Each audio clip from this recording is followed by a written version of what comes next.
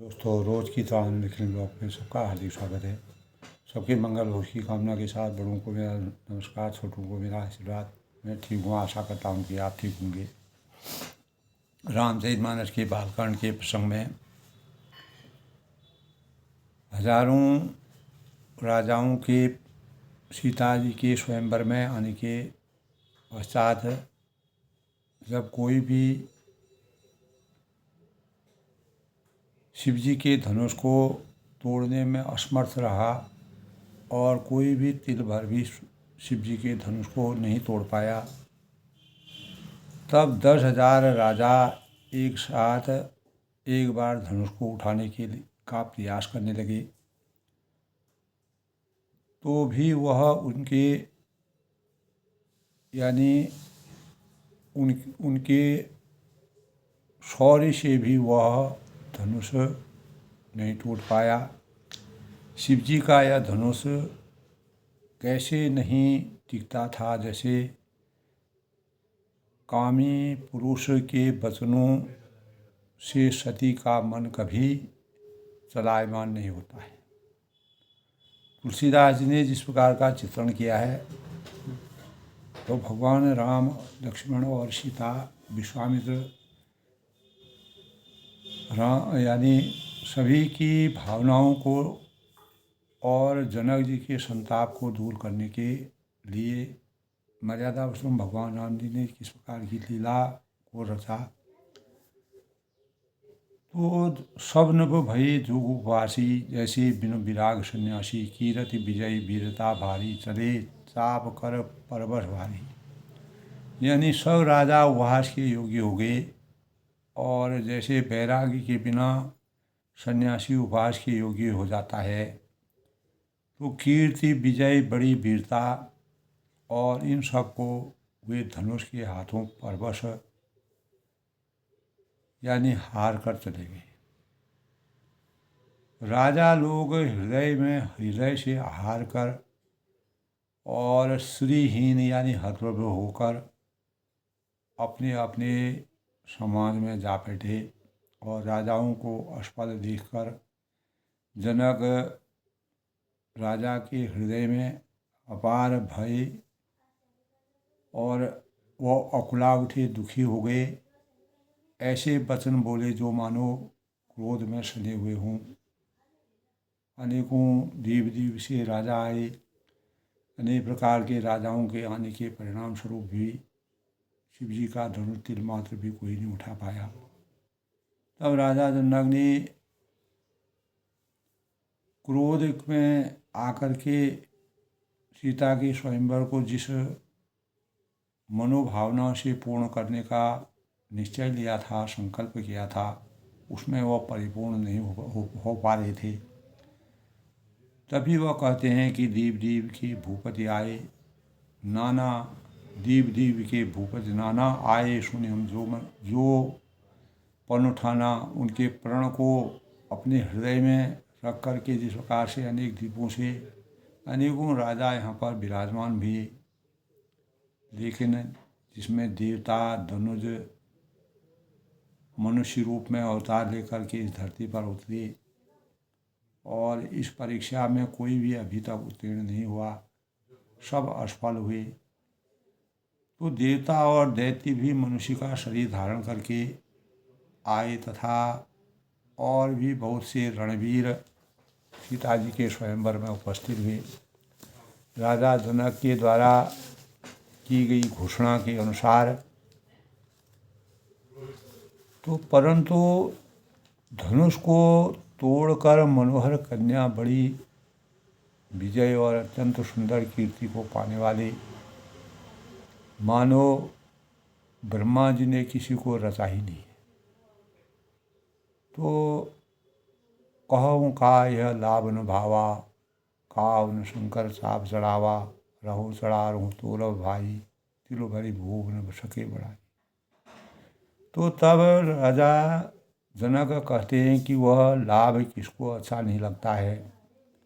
सभी राजा धनुष तोड़ने की अपेक्षा और सीता जी को वरण करने के मनोकामनाओं को लेकर के धरती पर दूर दूर देशों से आकर के अपने प्रभाव को दिखा करके सीता का अपहरण करना चाहते थे, परंतु किसी ने भी शंकर जी का धनुष नहीं चढ़ा पाया।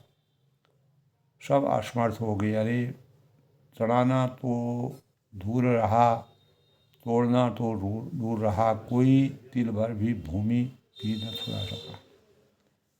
यानी सब बलहीन हो गए, अस्तित्वहीन हो गए और नतमस्तक हो गए। अब जनि को माखे भटवानी, वीर विहीन ही मैं जानी। तब राजा जनक ने अत्यंत दुखी होकर के कहा कि अब कोई वीरता का अभिमानी नाराज न हो कि मैंने जान लिया कि इस पृथ्वी में वीरों, यह पृथ्वी पूरी संपूर्ण वीरों से रहित हो गई है। अब मैंने सब आस्था आशा छोड़ करके अपने अपने घर जाने का निश्चय सभी राजाओं को ने बनाया, और ब्रह्मा ने ऐसा विधान बनाया है कि सीता जी के स्वयंवर के पश्चात उनका विवाह ब्रह्मा जी की रचना के अनुसार उनका विवाह संभव नहीं। तो सुकृत जाय जो जन परिहरऊँ, यदि मैं प्रण छोड़ता हूँ तो पुण्य जाता है, नीति जाती है, मर्यादा जाती है, और इसीलिए क्या करूँ, कन्या कुमारी ही रहे। यदि मैं जानता हूँ कि पृथ्वी वीरों से शून्य, अगर मैं पहले ऐसा जानता कि यह पूरा पृथ्वी जो है वीरों से शून्य हो गई है, तो प्रण करके उपहास का पात्र न बनता। तो जनक जी के इस प्रकार के वचन सुनकर सभी स्त्री हैं, पुरुष हैं, और जानकी जी की ओर देखकर दुख का एहसास करने लगे, दुख महसूस करने लगे। परंतु लक्ष्मण जी को अपार क्रोध की ज्वाला उनकी उमड़ी। शेषनाग के अवतारी और रामचंद्र के भाई लक्ष्मण जी को क्रोध आया, उनकी भौहें टेढ़ी हो गई। जनक जी ने जिस प्रकार की आक्षेप में आकर के जिस प्रकार के क्रोधमयी बातें कर की कि इस मही पर, इस धरती पर कोई भी वीर नहीं रह गया है, यह धरती वीरों से विहीन हो गई है। तो उनके लक्ष्मण जी के ओंठ जो है फड़कने लगे और नेत्र क्रोध से लाल हुए। अंदर ही अंदर क्रोध की ज्वाला का संचार हो गया। लेकिन श्री रघुवीर जी के डर से, मर्यादा पुरुषोत्तम भगवान राम जी मर्यादा और संस्कारों और मर्यादित रूप में जीवन यापन करने वाले, धीरता के वीर, धीरता के शौर्य को रखने वाले, धरती के समान धीर, और डर से कुछ भी नहीं कर सकते हैं। पर जनक के वचन उन्हें बहुत ही तीखे लगे, और जिसने उनके अंतःकरण में एक प्रकार का क्रोध पैदा किया। तो श्री राम जी के चरण कमलों में सिर नवाकर शेषनाग के अवतारी लक्ष्मण जी ने कहा कि मैं आपकी आज्ञा यानी आपको नमन करता हूँ, आपके चरण स्पर्श करता हूँ, आपके प्रणाम करता हूँ कि रघुवंशियों में कोई भी जहाँ होता है, जहाँ पर रघुकुल रीत सदा चले आई, प्राण जाए पर वचन न जाई, ऐसे वचन जो हैं वह निराधार नहीं जा सकते हैं। इस प्रकार के वचनों को सुन करके हम रघुवंश की यह मर्यादा नहीं है।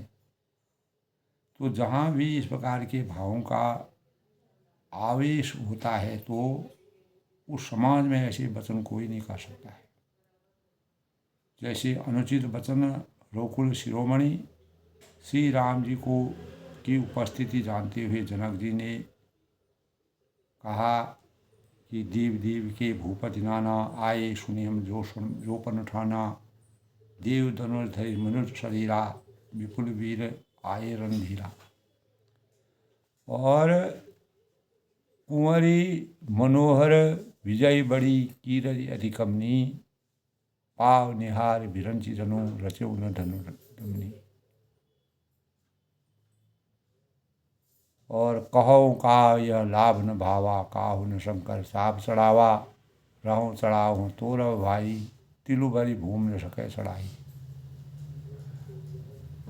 तब उन्होंने कहा कि अब जनि को माखे भटमानी, वीर विहीन मही में जानी। तजऊँ आस निज निज ग्रह जाऊँ, लिखा न विधि वैदेव बिगा। तो रघुवंशियों में कोई भी जहाँ होता है, उस समाज में ऐसे वचन कोई नहीं कह सकता है। और जैसे अनुचित वचन रघुकुल शिरोमणि श्री रामचंद्र जी की उपस्थिति में जानते हुए जनक जी ने कहे, वह लक्ष्मण जी के मर्यादा की पृष्ठभूमि को हमेशा विराजित रखते हुए और श्री राम की धीरता और भगवान राम के संयम के सामने लक्ष्मण जी का क्रोध भी शांत हो जाता है। तो सुनऊँ भानु कुल पंकज भानु, कहूँ स्वभाव न का कछु अभिमानु। जो तुम्हारे अनुशासन पाऊँ, कंदुक युग ब्रह्मांड उठाऊँ। तब लक्ष्मण जी ने भगवान राम से कहा, अपने भाई से कहा कि सूर्य कुल रूपी कमल के सूर्य, मैं सुनिए कि मैं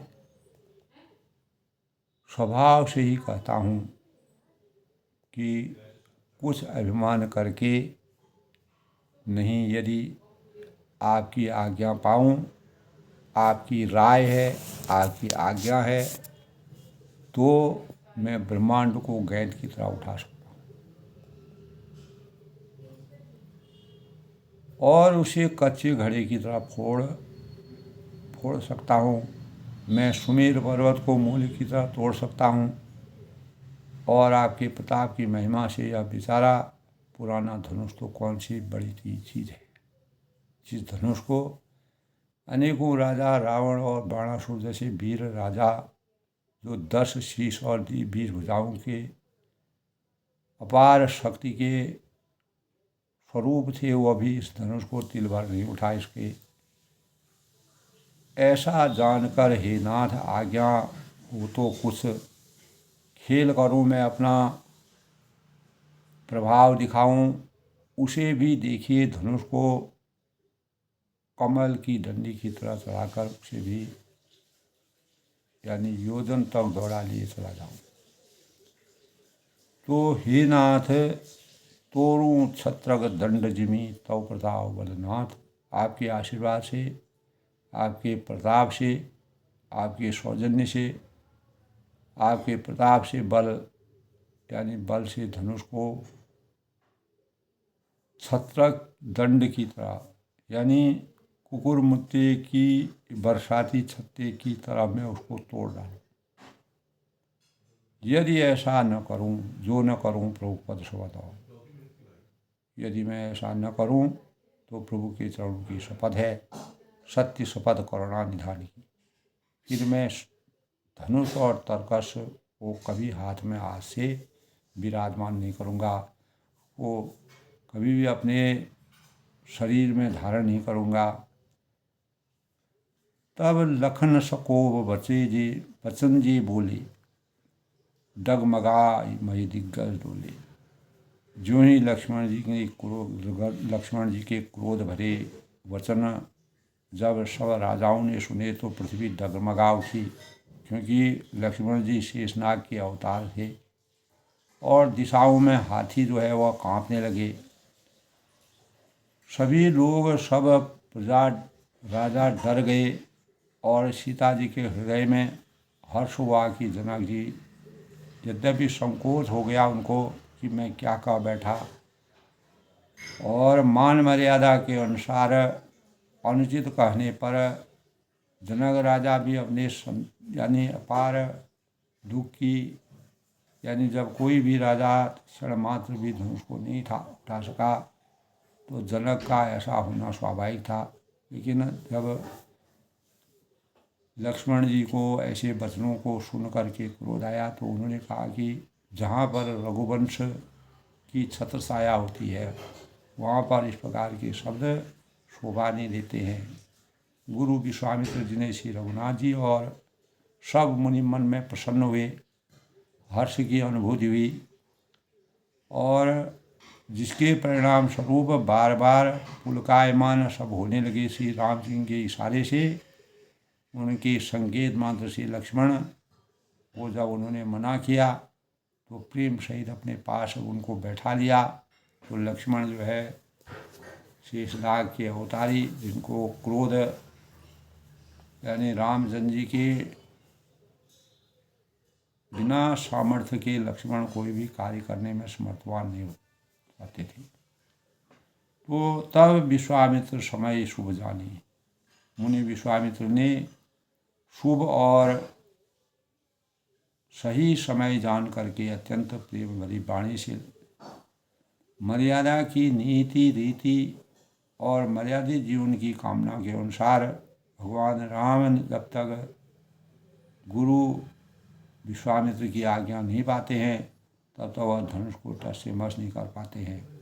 जब विश्वामित्र ने उनको प्रेम भरी वाणी से कहा कि हे राम उठो और शिव जी का धनुष तोड़ो, और हे तात जनक का जो दुख है, जो संताप है, जो कष्ट है, जिससे इतने राजा प्रयास करने के बाद भी उस धनुष को छू तक नहीं पाए, तब गुरु के ऐसे वचन सुनकर श्री रामचंद्र के चरणों गुरु के चरणों में उन्होंने नमन किया, उनका आशीर्वाद प्राप्त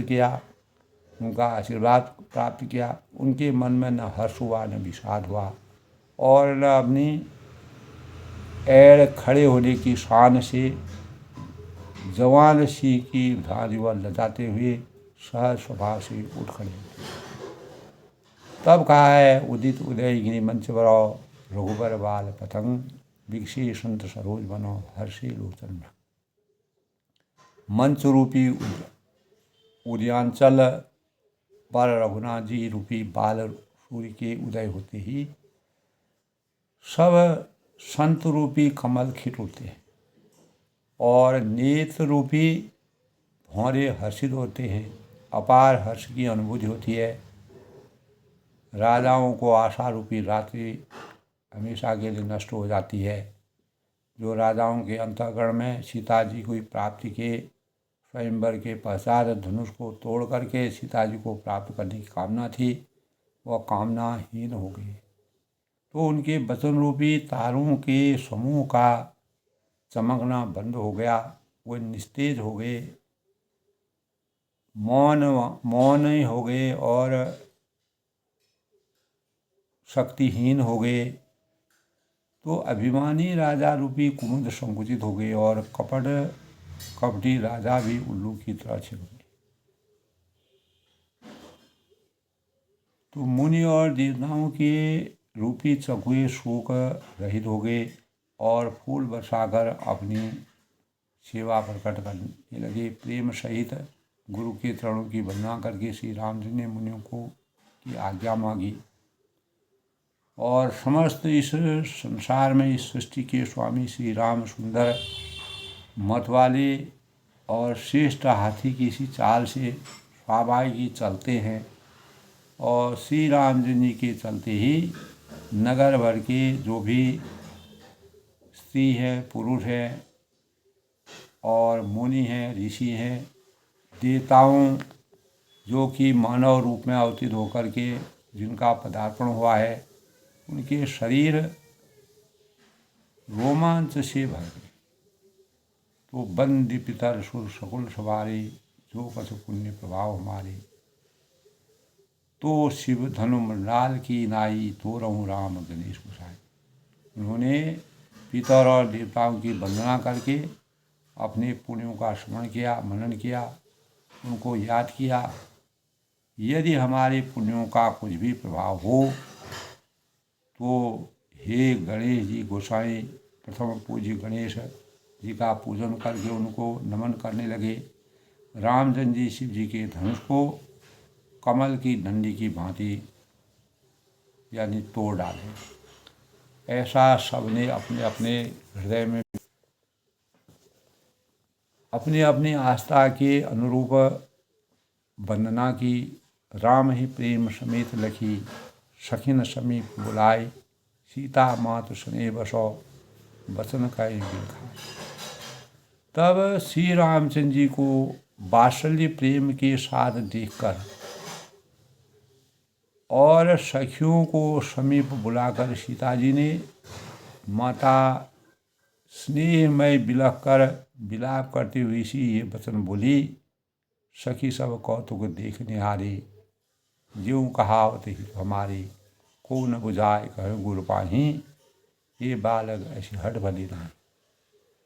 तब वो अपनी सखियों से कहते हैं कि हे सखी, ये तो हमारे लिए हितू कहलाते हैं, हमारे मित्र कहलाते हैं, हमारे यानी शुभता के मानक हैं। और वे भी सब तमाशा देखने, जो अनेक प्रकार के जो हमारे अच्छे बुरे लोग हैं, वो भी इस रहस्य को देख रहे हैं। और कोई भी इनके गुरु विश्वामित्र जी को समझा कर नहीं कहता कि राम जी बालक हैं और इनके लिए ऐसा हठ अच्छा नहीं है। जो धनुष रावण और बाणासुर जैसे दिग्विजयी जो वीरों को हिलाए हुए रावण ने कैलाश पर्वत पर अपने हाथों में भुजाओं में लिया था, और रावण के चलने पर पूरी धरती हिलती है। और 10 शीश और 20 भुजाओं के मानक और बाणासुर महान बलशाली, जब वो इस धनुष को नहीं तोड़ पाए, राम जी का उसे तोड़ने के लिए चल देना रानी को हट जान पड़ता है कि कहीं हम जो है अवहेलना के पात्र में न और रघुकुल की मर्यादा को आँच न लगे। तो सभी के अंतःकरण में अनेक प्रकार के भाव विराजमान हुए और विश्वामित्र जी को भी कोसने लगे कि ऐसे मुनि ऋषि जो इतने छोटे बालकों को, इतने विशाल विशाल जो राजा आए हैं, उन्होंने इस धनुष को तोड़ने में समर्थवान नहीं रही, तो इनसे क्या आशा की जा सकती है। इसीलिए वे कहने लगी, अपने सखियों के साथ सीता रहती हैं तो गुरु विश्वामित्र जी को कोई समझाता भी नहीं है। अगर उनको समझाता तो वो इस प्रकार की राय नहीं देते, आज्ञा नहीं देते। लेकिन भगवान का स्वरूप साकार है, मानव रूप में अवतार लेकर के अनेक प्रकार की लीलाओं का वर्णन करने के लिए, और इस सृष्टि को हमेशा जब कठिनाई आती है, परेशानी आती है, कोई चीज़ असहनीय होती है, और मानव चेतना को जगाने के लिए भगवान ने जिस प्रकार से अवतार लिया, तो अवतार के अनेकों स्वरूप भगवान के हैं। रावण बाण छुआ नहीं चाहा, यानी रावण बाण छुआ नहीं चाहा। रावण और बाणासुर जिस धनुष को छुआ तक नहीं सकते हैं, और सब राजा घमंड करके हार जाते हैं। हारे सकल भूप करी दापा, तो सो धनुष राजकुंवर कर देही। वही धनुष इस सुकुमार राजकुमार के हाथ में दे रहे हैं। ये किस प्रकार का न्याय है। तो बाल मराल की मंदर ले ही, हंस के बच्चे भी कहीं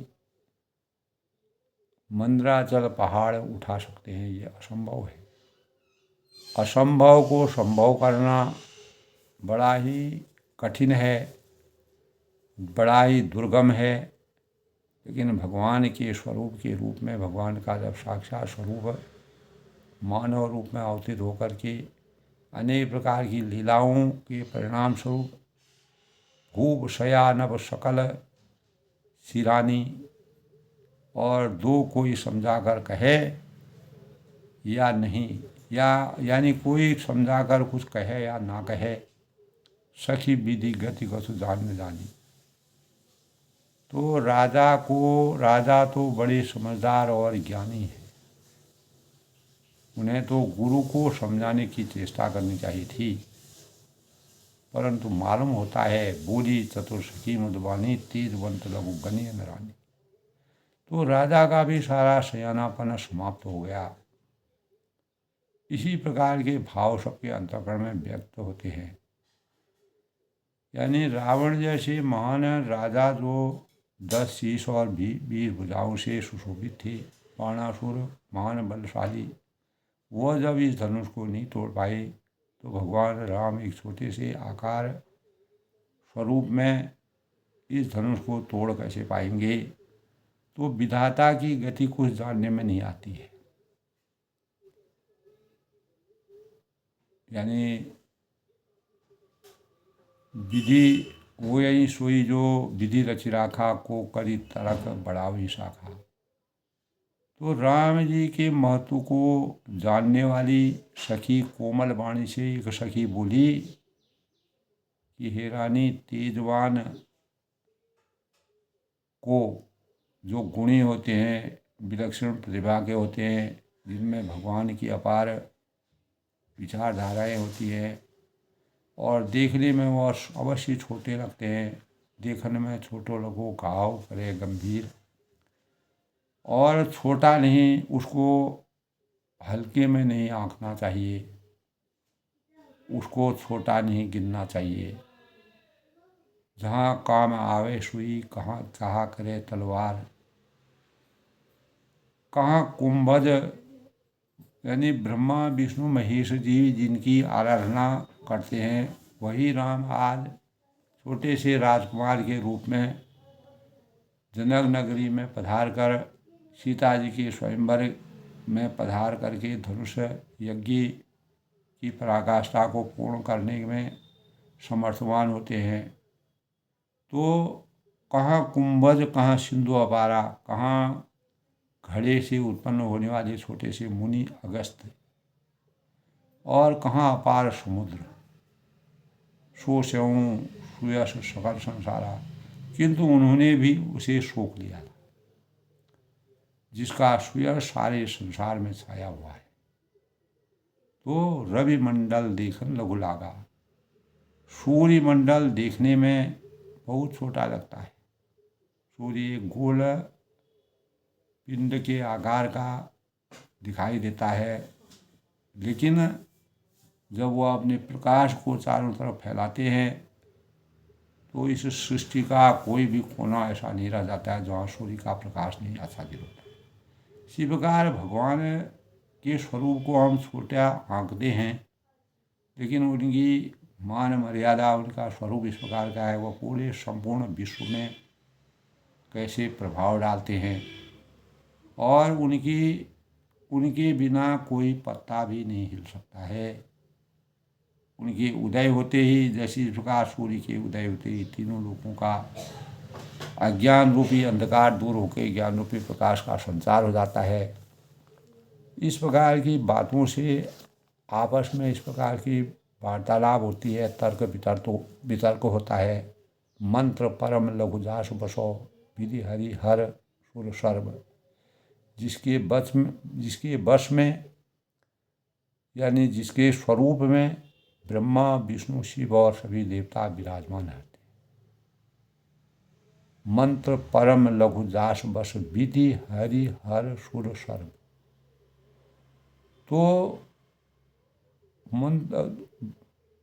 तो उसको जो है यह मंत्र अत्यंत छोटा होता है। महामत गजराज कहूँ, बस कर अंकुश खर। महान मत वाले गजराज को छोटा सा अंकुश जब वश में कर लेता है, यानी एक छोटा सा अंकुश जो महावत होता है, वह छोटे से अंकुश से हाथी को जिस प्रकार से अपने वश में किया रहता है, इतना शक्तिशाली यानी काफ़ी भार वजन वाला हाथी जो है, उसको एक छोटा सा अंकुश महावत के कहने से वह वश में रहता है। इसी प्रकार भगवान की अपार महिमा छोटे देखने में वह छोटे लगते हैं, लेकिन उनका स्वरूप इतना बड़ा है। जब जिन्होंने काकभूषणी जी को अपने मुंह के अंदर प्रवेश करा के 3 लोक और ब्रह्मांड के पूरे समूह का वर्णन कराया, तो काम कुसुम धनुषायक लीने, सकल भुवन अपने वश कीने। तो कामदेव ने, जो रूप के धनी हैं, फूलों का भी धनुष बाण लेकर समस्त लोगों को अपने वश में कर रखा है। और देवी तपीय संशय असदानी, हे देवी ऐसा जानकर संदेह त्याग दीजिए। किसी प्रकार का आपस में सखियां बात करती है, किसी प्रकार का संदेह नहीं रखना चाहिए। भगवान की अपरंपार लीला है, उनका आदि और अंत कुछ नहीं है। हे रानी सुनिए, रामचंद्र जी धनुष को अवश्य ही तोड़ेंगे, ऐसा मेरा मन कह रहा है, ये मेरा विश्वास है। और सखी वचन सुनी भय परती थी। सखी ने जब उनके भगवान की आस्था किसके हृदय में विराजमान रहती है, इन्हीं भावों से, यानी अनेक प्रकार की जो परमात्मा की आस्थाएं होती हैं, जिसके अंतःकरण में वो विराजमान रहती हैं, तो सखी के वचन सुनकर रानी को श्री राम जी के सामर्थ्य के संबंध में विश्वास हो गया। तो सीता जी के अंतःकरण में सखी की बातों को सुन करके, और नारद मुनि ने जो भी कहा था, और भगवान शिव ने जो कहा था, गौरा माँ की जब आराधना की थी, तो उन बातों को सीता जी याद करती है। सखी वचन सुनी भय परती थी, मिटा विषाद बड़ी अतपी थी। और श्री राम जी के सामर्थ्य के संबंध में उनके अंतःकरण में विश्वास हो जाता है, पूर्ण आस्था हो जाती है। और तब राम ही विलोक वैदि ही, उदासी मिट गई जाती है, और रामचंद्र के प्रति उनका स्नेह अत्यंत प्रकट होता है, बढ़ जाता है। और सभई हृदय बिनवती जहिते ही। और उस समय श्री रामचंद्र जी को देखकर सीता जी भयभीत हृदय से जिस जिस देवता की विनती करती हैं, सभी सुख की अनुभूति करते हैं और धीरता धैर्य दिलाते हैं। ऐसे भावों का संचरण होता है। मन ही मन मनाओ कुलाती, होय प्रसन्न महेश भवानी। करऊँ सफल आपन सेवकाई, करी हितु हरसु चाप गरुआई। वे व्याकुल होकर मन ही मन मना रहे हैं अपने को, और हे महेश भवानी, मुझ पर प्रसन्न हुए, दया कीजिए। और अपनी पूर्ण आस्था के साथ माँ सीता भगवान गौरा मैया की वंदना करती है, मन ही मन उनका ध्यान करती है। तो मैंने आपकी जो सेवा की है, जो मनोवांछित फलों की प्राप्ति के लिए आपसे कामना की है, उसे करऊँ सफल आपन सेवकाई, उसे सफल कीजिए। आज अंतिम ऐसी घड़ी आई है, इस घड़ी में हमें परमात्मा के का आशीर्वाद प्राप्त हो, और भगवान राम इस धनुष को तोड़ने में समर्थवान हूँ। करी हितु हरऊँ चाप गुरुआई। मुझ पर स्नेह करके, प्यार करके, दुलार करके, अपनी करुणा का दया पात्र मानकर धनुष के भारीपन को कम कर दीजिए, हर लीजिए, जिसके परिणाम स्वरूप भगवान राम उस धनुष को तोड़ने में समर्थवान हो गए।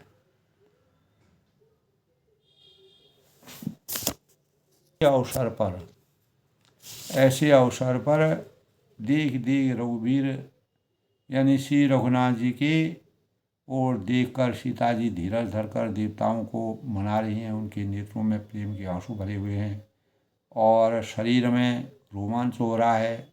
आराधना कर रही हैं, विनय कर रही हैं, रघुकुल की मर्यादा को हमेशा के लिए सजीव रखने के भावों का चिंतन कर रही हैं। नीके निरख नयन भरी शोभा, पितुपन सुमेरे बहुरी मन शोभा। अहंता दारुण हटवानी, समुझत नहीं कछु लाभ नहानी। तो वह कहती हैं पूर्ण रूप से, यानी अपने नेत्रों को भरकर रामचंद्र की शोभा को देखकर फिर पिताजी के प्रण का स्मरण करके सीता जी का मन शुद्ध हो जाता है और वे मन ही मन कहने लगी हैं कि अहो, पिताजी ने बड़ा ही कठिन हठ ठाना है, ऐसा प्रण किया है। वे लाभ हानि कुछ भी उन्होंने नहीं समझा। तो निष्काम और पारदर्शी भावों से जिस प्रकार से उन्होंने घोषणा की, तो यही मर्यादा सबसे जिसमें किसी प्रकार का निष्काम और निस्वार्थ और किसी प्रकार की आस्था के और प्राप्ति के परिणामों को सोचने के अलावा जो सभी मानवों के लिए पारदर्शिता के भावों का संचार करता है, ऐसे भावों से जनक जी ने इस प्रकार का प्रण किया। सचिव सभय सिख धीर कोई, बुद्ध समान बड़ अनुचित होई। यह धनु कालिस चार कठोरा, कहाँ श्यामल मधुगार किशोरा। तो सारे मंत्री डर रहे हैं, इसलिए कोई उन्हें सीख भी नहीं दे रहा है। पंडितों की सभा में यह बड़ा अनुचित हो रहा है। कहाँ तो वज्र से भी चढ़कर कठोर धनुष और कहाँ एक कोमल शरीर वाले किशोर श्याम सुंदर। तो विधि के ही भांति धरों उर धीरा, शिर सुमन कन बेधिय हीरा। सकल सभा कै मतिकै भूरी, अब मोहि शंभु चाप गति तोरी। तो तब हे विधाता मैं हृदय से किस तरह धीरज धरूं, अपने अंतरंगों को कैसे धैर्यता के मानकों में सही रूप से उनको संचालित करूं। यानी सिर सके फूल के कण से कहीं, सिरस के फूल के कण से कहीं हीरा छेदा जाता है, यह असंभव है। लेकिन सारी सभा की बुद्धि भोली बावली हो गई है। अतः हे शिव जी के धनुष, अब तो मुझे तुम्हारा ही आसरा है। यानी तुम अपने प्रभाव को कम करोगे तो मुझे आशा है। लेकिन भगवान राम के आगे शिव का धनुष कितना भी विशाल है, वह भी सामर्थ्यवान है इसको तोड़ने के लिए। निज जड़ता लोगन कर डाली, होई हरों रघुपति निहारी। अति परिताप शिव मन माही, लव लिमेश दुख सही समझ जाही। तुम अपनी जड़ता लोगों पर डालकर श्री रघुनाथ जी के सुकुमार शरीर को देखकर, इसका के कोमल और शरीर को देखकर हल्के हो जाओ। और इस प्रकार सीता जी के मन में बड़ा ही संताप हो रहा है, दुख हो रहा है। सोच रही हैं कि निमेष का एकमात्र अंश भी 100 युगों के समान बीत रहा है। इस प्रकार के भाव उनके अंतःकरण में आते हैं। प्रभु चितई पुण्य चितई मही, राजस लोचन लोल। खेलत मन सिज बीन जुरा, जन विधि मंडल ढूंढ। तो प्रभु श्री रामचंद्र जी को देखकर फिर पृथ्वी की ओर देखती हुई सीता जी के चंचल नेत्र इस प्रकार शोभित हो रहे हैं। इस प्रकार से अपार शोभा के मानक मानो चंद्रमंडल रूपी ढोल में कामदेव की 2 मछलियां खेल रही हैं। तो ऐसे भावों का संचार होता है। तो प्रभु रामचंद्र जी की को देखकर पृथ्वी को ओर देखती हुई सीता जी अन्याय करती हैं, विनय करती हैं, अपने चिंतन में आराधना करती हैं। चंचल नेत्र इस प्रकार शोभित हो रहे हैं, मानो चंद्रमंडल रूपी डोल में कामदेव की 2 मछलियां खेल रही हूँ। तो गिरा अलिन मुख पंगज रोगी, प्रकट न लाज निशा अवलोकी। लोचन जल रह लोचन को ना, जैसे परम कृपन कर सुना। तो सीता जी की वाणी रूपी भ्रमरी को उनके मुख रूपी कमल में रोक रखा है। और लाज रूपी जो निशा अवलोकी रात्रि जो है वह देखकर यह प्रकट नहीं हो रही है।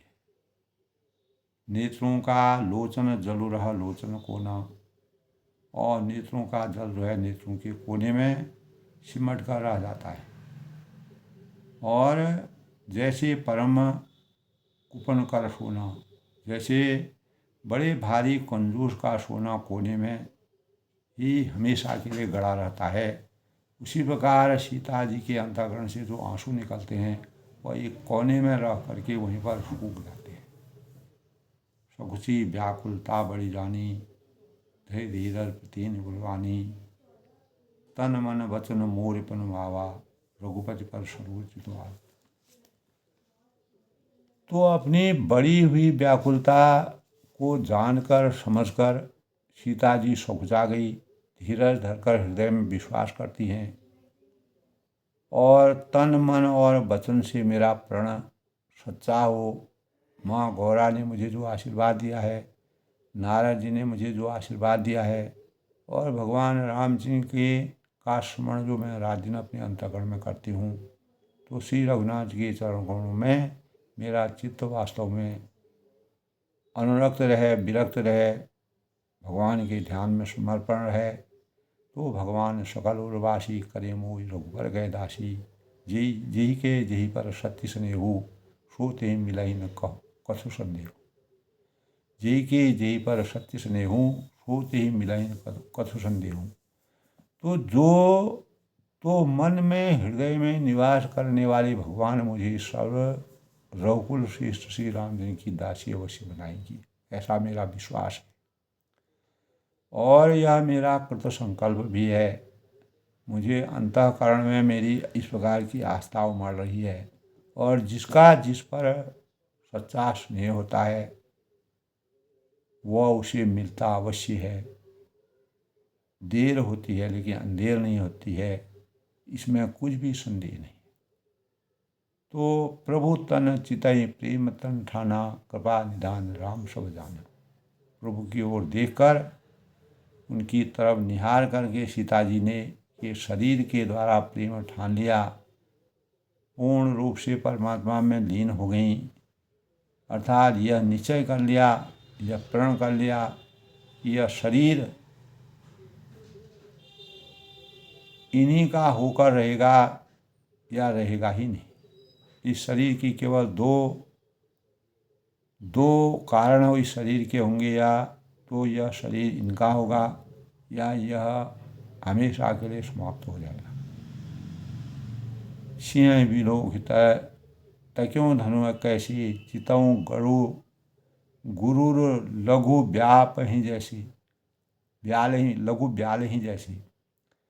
तो कृपा निधान श्री राम जी ने जब जान गए कि उन्होंने सीता जी को देखकर धनुष की ओर कैसे ताका, जैसे गरुड़ जी छोटे से सांप को की ओर देखते हैं। गरुड़ जो है सांपों का दुश्मन कहलाता है और गरुड़ तो इसी प्रकार उन्होंने जो है गरुड़ जी छोटे से सांप की ओर देखते हैं। लखन लिखूं रघुवंश मणि, ताकूं अरु को दंड, पुलह की गात बोले बजना चरण चाल ब्रह्मांड। तब वह कहते हैं कि इधर जब लक्ष्मण जी ने देखा कि रघुकुल मणि श्री रामचंद्र जी शिव जी के धनुष को की ओर ताकते हैं, इशारा करते हैं, उनकी तरफ देखते हैं, ताकूं हर को दंड, तो पुलह की गात बोली बजना चरण चाप ब्रह्मांड। तब वे शरीर से पुलकायमान हो ब्रह्मांड की चरणों को दबाकर अपने वचनों को कहते हैं। तो दोस्तों, आज के प्रेरणादायक विषय में भगवान राम और लक्ष्मण और सीता जी के अंतःकरण में धनुष को तोड़ने का जो प्रण है वह पूर्ण रूप से विश्वामित्र मुनि की मनो इच्छा को पूर्ण करते हुए और सीता माता के संताप को हर करके भगवान राम के प्रति जो साकार भावना और प्रेम के भाव हैं वह पूर्णता को प्राप्ति के द्योतक के रूप में अवश्य विराजेंगे। इस प्रकार का अनेकों इस प्रकार की रचनाएं तुलसीदास ने की हैं और सखियों की बातों से लेकर भगवान शिव पार्वती की बातों तक और विश्वामित्र जी और सीता जी के अंतःकरण में सखियों के साथ जो संवाद होता है, भगवान की महिमा के अनुसार दिए गए समय के अनुसार सीता जी का स्वयंवर हो जाता है। लखन लिखो रघुवंश मणि, तागों कर को हर को दंड। यानी इधर जब लक्ष्मण जी ने देखा कि रघुकुल मणि श्री रामचंद्र जी शिव जी के धनुष की ओर ताकते हैं, देखते हैं, तुलसीदास ने इस प्रकार का चित्रण किया है। पुलह की गात बोली बचनौ चरण चार ब्रह्मांड। तो वे शरीर को पुलकायमान हो ब्रह्मांड के तड़ों को दबाकर निम्नलिखित वचन बोलते हैं। तो कल के प्रसंग में दोस्तों क्या वचन बोलते हैं उसका प्रसंग रहेगा। आज मैं अपनी वाणी को विराम देते हुए भगवान के स्वरूप में कितना रहस्य छुपा हुआ है और सीता जी के अंतःकरण में जब तक धनुष टूटता नहीं तब तक कितनी वेदनाएं रहती हैं, अपने सखियों के से किस प्रकार का संवाद होता है और माता पिता के जब तक पूर्ण कार्य की प्राप्ति पूर्ण संपन्न कार्य नहीं होता है तब माता पिता को संशय और दुविधा में पड़े रहते हैं। लेकिन भगवान की मर्यादा और भगवान की सोच के अनुसार कार्यों हमारे जीवन में सुलभ होते हैं। यही मानव चेतना का सबसे बड़ा स्वरूप है। और धनुष टूटने से पहले का वर्णन हम बड़े ही मनोरम ढंग से सुन रहे हैं। तो तब अब कल जो है शरीर को पुलकित हो ब्रह्मांड को चरणों में दबाकर धनुष की ओर जब रामचंद्र जी देखते हैं ताकते हैं तो वे शरीर से पुलकित होकर ब्रह्मांड को चरणों में दबाकर क्या वचन कहते हैं। तो जय श्री राम के साथ आज की अपनी वाणी को विराम देते हुए कल नए प्रसंग से प्रस्तुत होते हैं। तब तक सबका अभिनंदन, सबका स्वागत। आनंद लेखनी ब्लॉग में सबका हार्दिक स्वागत है। इसी प्रकार रामचरितमानस का चरित्र चित्रण करते रहें और अपने मन को प्रभुमय राममय बनाने का प्रयास करें। यही हमारी सबसे बड़ी अपेक्षा है।